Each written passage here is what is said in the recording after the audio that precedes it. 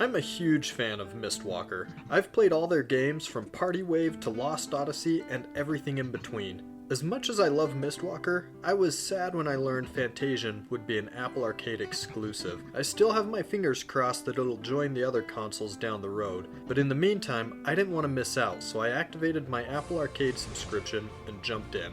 Before I get into the meat of my review, I want to cover a few ways I played. The first thing I tested was mirroring my phone screen to my television. It didn't require any third-party software and it was easy to set up directly from my iPhone 8 Plus. Once Fantasian was gorgeously displayed on the big screen, I easily paired my Xbox One controller to my phone. With a few simple steps, I was playing Fantasian in near console-like glory. The only downside I experienced when playing like this was after a few hours of non-stop gaming, Fantasian started to slow down and the input from my controller started to lag. Rebooting fixed the problem, but there were other ways to play. I also played on my MacBook Pro and on the iPhone directly. The nice thing is, my saved progress followed me however I decided to play. They say lightning never strikes twice, but for Mistwalker and Hironobu Sakaguchi-san, it strikes repeatedly. The story in Fantasian is magical. The characters are endearing. The use of memories paint a powerful picture. It's an epic tale of a world succumbing to otherworldly forces and an unlikely group of travelers who have to learn about their past to save the future. Main protagonist Leo awakens in a dingy factory surrounded by loud machinery and robots. Not too surprising, Leo has lost his memories. He's soon warped back to the human realm and sets out to regain his past. A vision of a girl keeps him going until he's finally reacquainted with her. Together, they set off to find their destiny and stop the encroaching mecha infestation.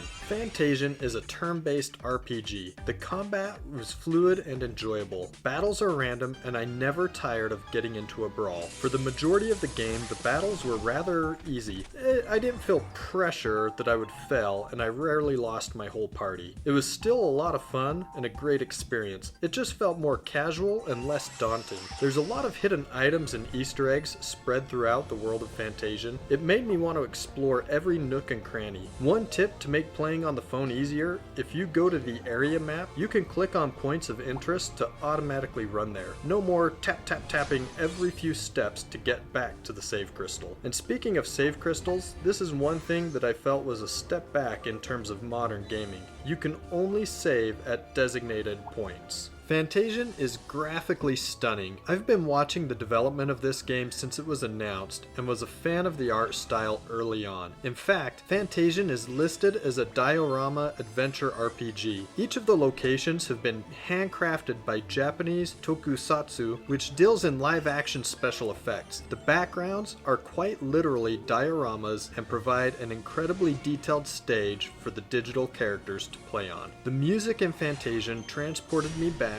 to all of my favorite RPGs. Each track fits the surrounding world so well. There's an impressive soundtrack to back up an already incredible experience. Fantasian has a wonderful story with a fantastic cast of characters. The world is mesmerizing and the diorama backdrops are impressive, not to mention entertaining gameplay with fluid combat. All of this is cocooned in a beautiful score of music. If you have an Apple device, you need to immerse yourself in this masterfully crafted world from Mistwalker. It won't disappoint. We give Fantasian a Big Daddy Gaming score of Golden Child.